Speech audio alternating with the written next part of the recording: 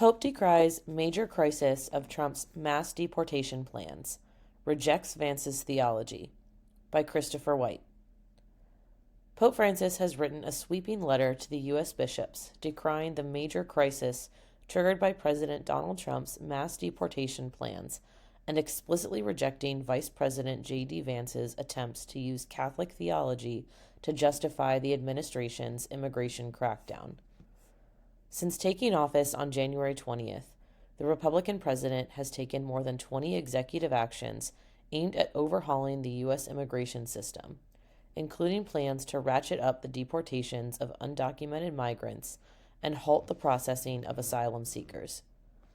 The Pope's letter, published by the Vatican in both English and Spanish, offered his solidarity with U.S. bishops who are engaged in migration advocacy and draws a parallel between Jesus' own experience as a migrant and the current geopolitical situation. Jesus Christ did not live apart from the difficult experience of being expelled from his own land because of an imminent risk to his life, and from the experience of having to take refuge in a society and a culture foreign to his own, writes Francis. While the letter acknowledges the right of every country to enact necessary policies to defend itself and promote public safety, the Pope said that all laws must be enacted in light of the dignity of the person and his or her fundamental rights, not vice versa. The pontiff also goes on to clearly reject efforts to characterize the migrants as criminals, a frequent rhetorical device used by Trump administration officials. Soon after Trump took office, Vice President J.D. Vance, a recent convert to Roman Catholicism, attempted to defend the administration's migration crackdown by appealing to St. Thomas Aquinas' concept of Ordo Amoris. Just Google Ordo Amoris, Vance posted on social media on January 30th in response to criticism he received following a Fox News interview. During that interview, Vance said, "You love your family, and then you love your neighbor, and then you love your community, and then you love your fellow citizens in your own country, and then after that, you can focus and prioritize the rest of the world." While not mentioning Vance directly by name, Francis used his February 11th letter to directly reject that interpretation of Catholic theology. The true Ordo Amoris that must be promoted is that which we discover by meditating constantly on the parable of the Good Samaritan. That is, by meditating on the love that builds a fraternity open to all without exception, wrote the Pope. Since his election in 2013, Francis has become one of the world's most vocal champions of migrants. His latest letter, however, marks a rare moment when the pontiff has directly waded into a country's policy debates. In the letter, however, he states that this is a decisive moment in history that requires reaffirming not only our faith in a God who is always close, incarnate, migrant, and refugee, but also the infinite and transcendent dignity of every human person. What is built on the basis of force and not on the truth about the equal dignity of every human being begins badly and will end badly, the Pope warned. In a brief post on social media, the U.S. Bishops' Conference shared the Pope's letter with its online followers. "We are grateful for the support, moral encouragement, and prayers of the Holy Father, to the bishops in affirmation of their work upholding the God-given dignity of the human person," read the statement. Dear brothers in the Episcopate, I am writing today to address a few words to you in these delicate moments that you are living as pastors of the people of God who walk together in the United States of America. The journey from slavery to freedom that the people of Israel traveled, as narrated in the book of Exodus, invites us to look at the reality of our time, so clearly marked by the phenomenon of migration as a decisive moment in history, to reaffirm not only our faith in a God who is always close, incarnate, migrant, and refugee, but also the infinite and transcendent dignity of every human person. These words, with which I begin, are not an artificial construct. Even a cursory examination of the Church's social doctrine emphatically shows that Jesus Christ is the true Emmanuel. He did not live apart from the difficult experience of being expelled from his own land because of an imminent risk to his life, and from the experience of having to take refuge in a society and a culture foreign to his own.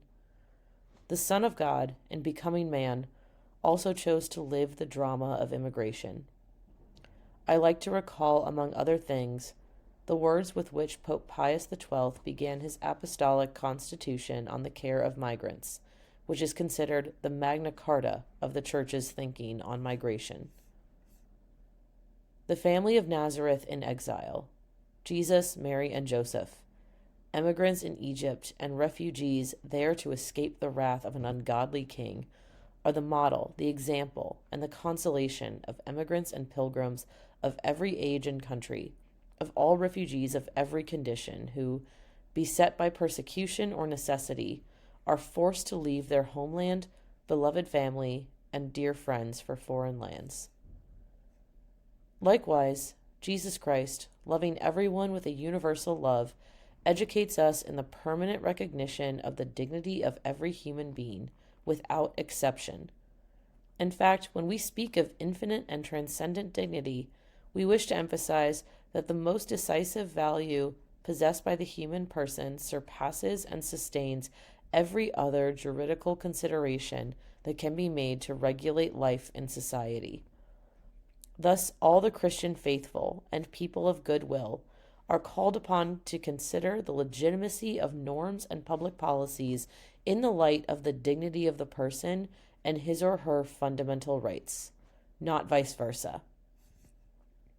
I have followed closely the major crisis that is taking place in the United States with the initiation of a program of mass deportations.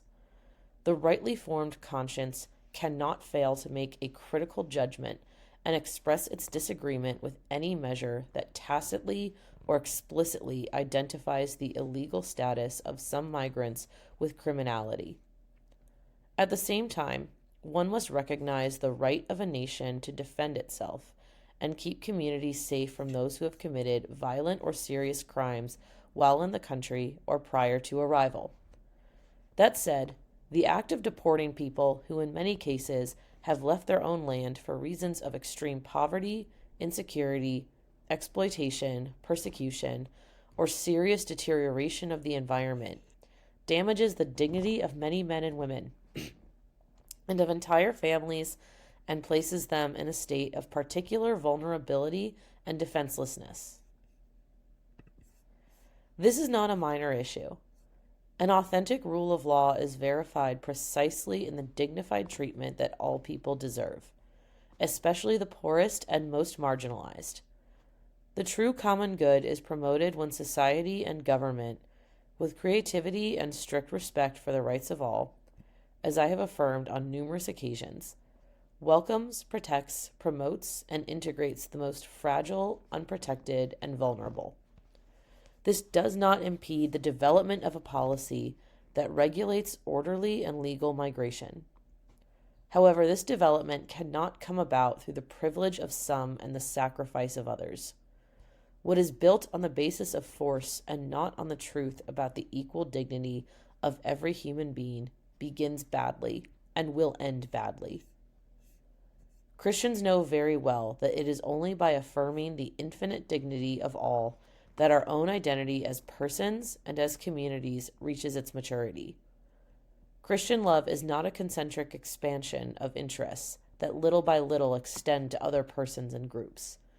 In other words, the human person is not a mere individual, relatively expansive, with some philanthropic feelings. The human person is a subject with dignity, who, through the constitutive relationship with all, especially the poorest, can gradually mature in his identity and vocation. The true Ordo Amoris that must be promoted is that which we discover by meditating constantly on the parable of the Good Samaritan.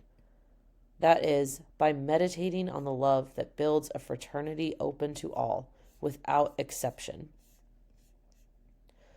But worrying about personal, community, or national identity, apart from these considerations, easily introduces an ideological criterion that distorts social life and imposes the will of the strongest as the criterion of truth. I recognize your valuable efforts, dear brother bishops of the United States, as you work closely with migrants and refugees, proclaiming Jesus Christ and promoting fundamental human rights. God will richly reward all that you do for the protection and defense of those who are considered less valuable, less important, or less human. I exhort all the faithful of the Catholic Church and all men and women of goodwill not to give in to narratives that discriminate against and cause unnecessary suffering to our migrant and refugee brothers and sisters. With charity and clarity, we are called to live in solidarity and fraternity, to build bridges that bring us ever closer together, to avoid walls of ignominy, and to learn to give our lives as Jesus Christ gave his, for the salvation of all. Let us ask Our Lady of Guadalupe to protect individuals and families who live in fear or pain due to migration and/or deportation. May the Virgen Morena, who knew how to reconcile peoples when they were at enmity, grant us all to meet again as brothers and sisters within her embrace, and thus take a step forward in the construction of a society that is more fraternal, inclusive, and respectful of the dignity of all. Fraternally, Francis.